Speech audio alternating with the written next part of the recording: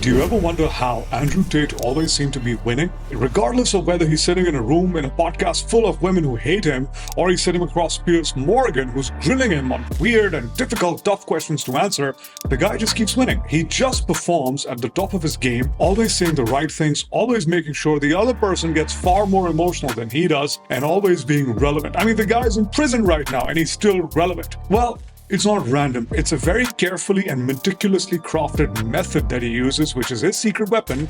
I figured it out and I used it with a client to make upwards of $34,829 in 1 month. Let's get into it.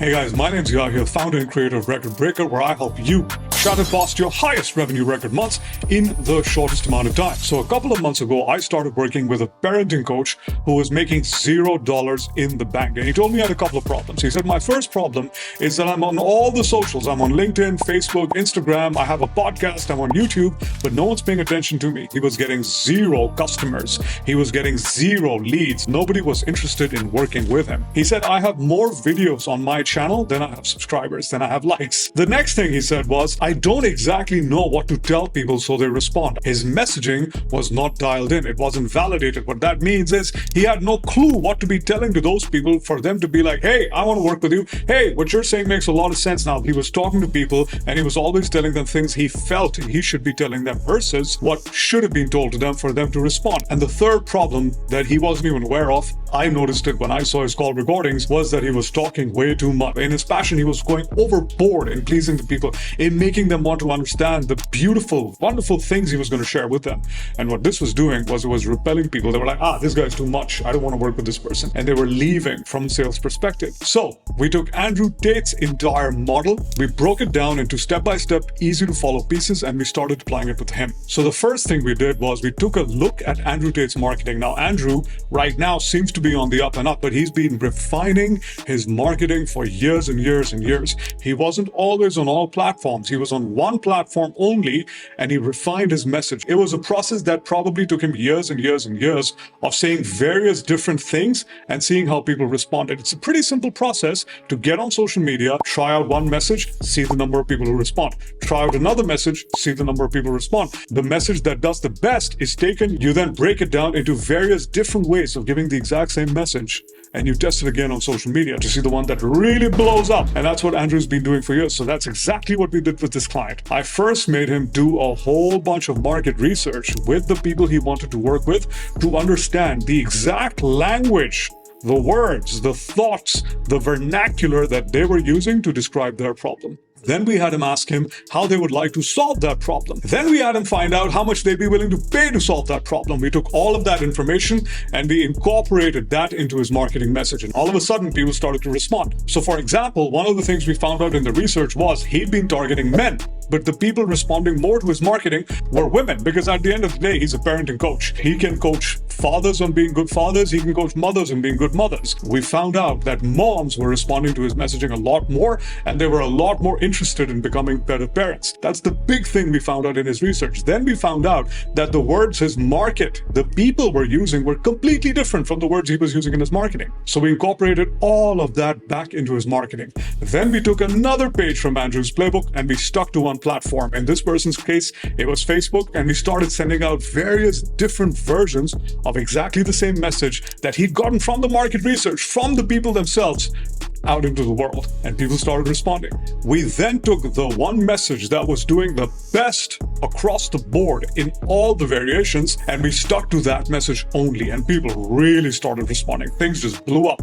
This guy didn't need to put out anything on any of his socials. Facebook was enough to start booking him 10 calls every single week. He almost didn't have time to do marketing anymore because he was so busy speaking to people. This is where the second problem came in, and this is Andrew's secret weapon, because there's a lot of people who do the market research. There's a lot of people saying the right thing. There's a lot of people who copy other people saying certain things and start saying it, but nobody responds. Andrew knows how to get people's attention by saying the right thing, and then he knows how to keep people's attention by believing what he's saying.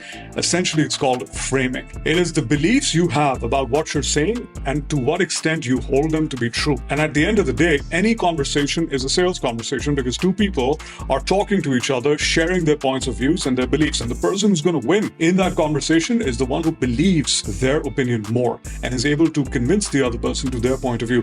This doesn't mean fighting with the other person. This doesn't mean name calling. This doesn't mean any of those things. Let me explain to you how this works. So it all begins with something we call mirroring in NLP. Mirroring is pretty simple. It's a very easy push and pull between a conversation where you mimic what the other person is doing. So if the other person is sitting straight, you sit straight. If the other person is leaning towards you, you lean towards them. If the other person is defensive, you become defensive. If the other person is open, you become open. That's the first step towards mirroring. Most people don't realize this, but whenever I see call recordings of people on video, more often than not, the prospect, the person they're supposed to be selling to, is being aggressive, and the client who's supposed to be selling to them is essentially getting more and more defensive, more and more submissive, more and more desperate, more and more pleading. And it shows up in a plethora of different ways across them: their tonality, their body language, the pitch of their voice, their micro expressions, the way their eyes are moving, across the board. So we started to fix this. Now, what does Andrew do?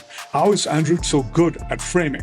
Watch this clip of him and Piers Morgan and watch him incessantly repeat the same thing over and over again. The point I was trying to make was talking about the safety of a woman.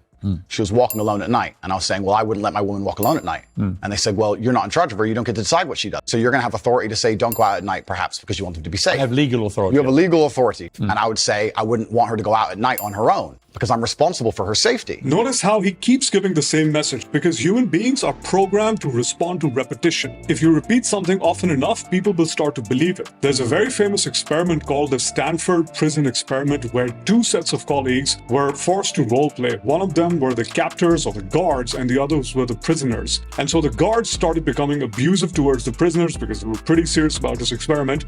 And after a while, what they noticed was that the prisoners, in spite of the abuse, in spite of the ill treatment, in spite of the name calling and everything else, started falling in love with their captors, just because of repetition. This syndrome is now known as the Stockholm Syndrome. So essentially, repetition, repeating the same thing again and again and again, makes the other person far more prone towards accepting your message. That's point number one. The next thing Andrew does is he dramatically changes his posture and his body language based on the context and the environment that he's in. Now, in the first situation, he was being interviewed by a very tough interviewer, and he was being watched all over the world, probably by people who weren't huge fans of him. So notice how he sat with very stoic body language, forcing his views upon Piers Morgan, disagreeing with whatever Piers threw him, being very guarded, being very abrupt, being very upfront about everything.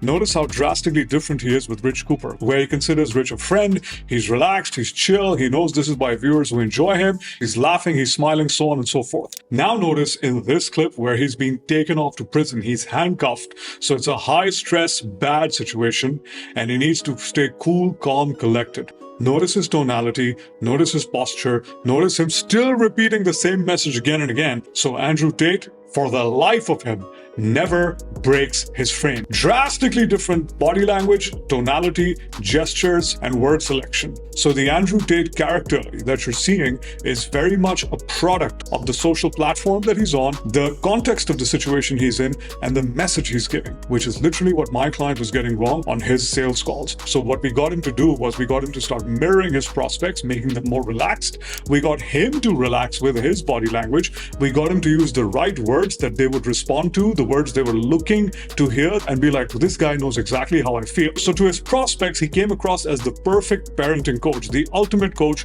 who would make them the best parents, because he was speaking to their heart. He was saying things that they were struggling with, and he was giving them solutions to all the things he wanted. And finally, we took another page from Andrew's playbook, where Andrew, once he'd refined his message, once he knew exactly what to say, he blew it up using Hustlers University on all social media platforms, Twitter probably being the fastest growing platform that he's got. Once you know your message, it doesn't matter what platform you're on. You just use the modality of that platform and boom, you go viral. It's designed virality. Andrew Tate's a genius at design virality, and that's exactly what we did with my client. We took the one message that we'd refined on Facebook and we started pushing it out on all his socials, on his website, on his podcast. My client ended up making $34,829 in just 1 month. I hope this has been useful for you guys. I'm out of here. I'll see you in the next one. Bye-bye.